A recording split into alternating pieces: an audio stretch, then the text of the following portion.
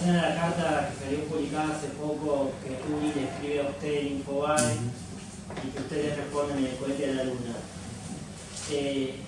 Pregunto si había otras palabras posibles en relación a cómo se pudieron presentar o no ese conflicto irresoluble de los 70 entre un peronismo más de izquierda, más de derecha, y el lugar que vino a ocupar ahí el kirchnerismo en ese sentido. En cuanto a la polémica con Rulli, es una cosa muy personal. Es cierto que me molesta. La respondo rápidamente. Rulli fue un gran personaje de la resistencia peronista. Un personaje ya mayor, tendrá como 80 años. Su importancia fue muchísima y fue tal que, digamos, marcaría la resistencia, lo que se llamó la resistencia peronista, como un hecho artesanal y espontáneo, porque eran los primeros grupos que se reunían en Corrientes y Esmeralda, en Buenos Aires, y organizaban discusiones frente a los diarios que tenían pizarras, donde publicaban esas noticias con letritas. Entonces de la discusión salían los trompazos y salía el Viva Perón y entraba la policía, era a pocos días de caído Perón. Y después pasaron a rudimentos de la lucha armada, rudimentos porque no eran grupos organizados con esquemas organizativos tomados de altas experiencias militares, como fue a mediados de los 70, desde los fines de los 60. De modo que todos esos grupos, esa artesanía era la artesanía que está muy estudiada, porque habría que leer a Hoffman, los historiadores sociales ingleses, y ver las resistencias obreras que eran desde romper las máquinas hasta pequeños instrumentos de sabotaje. Esa era la primera resistencia. Sabotaje en las fábricas, una bomba molotov de bajo poder que estallaba en algún lugar sin afectar a nadie, una propaganda, me acuerdo, en la avenida 9 de Julio que decía guardapolvos 12 de octubre, y un ingeniero peronista de electricidad una noche subió con la escalera y le cambió el 2 por el 7, guardapolvos 17 de octubre. Esa era la resistencia peronista, era la que le gustaba a Perón, que decía enquilombificar todo, como una orden organizativa nos parece muy serio, enquilombificar todo, ¿no? Porque Perón, que es un hombre del orden, es un hombre sutil del orden, por lo tanto piensa siempre en el caos, piensa siempre en su contrario, y ahí se inserta Cuco. Y Rulli era un personaje más evangélico, profético, no le gustaba mucho Cook y tenía la marca de haber sido un personaje originario de ese momento,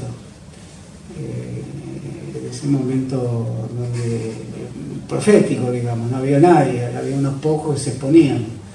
Después hubo grupos más organizados y después eso termina en los grandes grupos armados. Y en los grandes grupos armados, Montoneros, por ejemplo, surge del Colegio Nacional de Buenos Aires, del sector de la clase media, y además son grupos más racionales en el sentido que hay células, es un modelo de organización que viene de la Edad Media, pasa por el comunismo, el partido bolchevique y termina en los grupos armados. Células que no se conocen entre sí, el tabicamiento, etc. Para Rulli, que es un agudo pensador, agudísimo, eso era el racionalismo burgués. O sea, un grupo armado que hablaba de socialismo, en el peronismo, se organizaba en términos de la razón burguesa. Y eso llevó a un fuerte enfrentamiento donde él se apartó acusando a todos esos grupos de que no respetaban el factor originario, el origen, la arjé, el momento mítico donde estaba él. Sintió que después los expulsaban del reino. Entonces se convirtió en alguien que atacó permanentemente lo que llamó a la clase media alienada por la lucha armada. Hasta ahí seguí siendo amigo de él, porque yo también tenía discusiones con la lucha armada sin más. No era fácil. La lucha armada reproduce a veces muy, digamos, irresponsablemente actos que tenían que definir la vida de una persona y se hacían porque eso constituía el alimento espiritual de un grupo armado, pero eso involucraba acción militar contra personajes, por ejemplo Monroy o otros, que ya estaban fuera de toda la vida política, pero simbolizaban algo.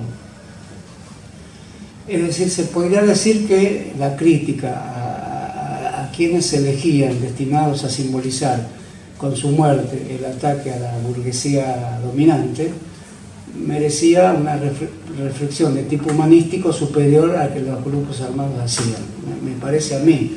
Debido a que eso me parecía a mí, yo tuve con Rulli una mayor relación que la que tuvieron otras personas que empezaron a ver a Rulli alguien que se arrogaba el origen de la resistencia peronista y no hacía más que criticar a los que se ponían su vida con precios altos, exponer su vida al mismo tiempo tener que matar a otro hombre.